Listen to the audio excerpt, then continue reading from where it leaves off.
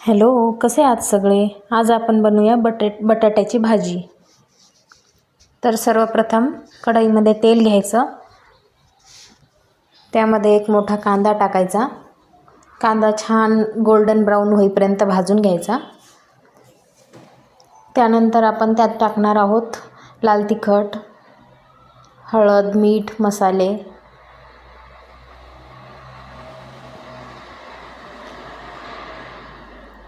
आणि त्यानंतर मी मिक्सरमध्ये टोमॅटो आणि कोथिंबीरची पेस्ट करून घेतली होती, ती टाकणार आहोत. ते पण छान तेल सुटेपर्यंत भाजून घ्यायचं हे सगळं मिश्रण.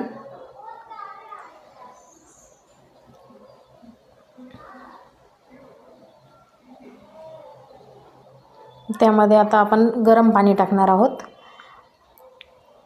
हे बघा, चांगलं तेल सुटलं आहे. आता गरम पाणी टाकणार आहोत आणि त्यानंतर उकडलेला बटाटा टाकायचा, बारीक करून. आपली भाजी तयार.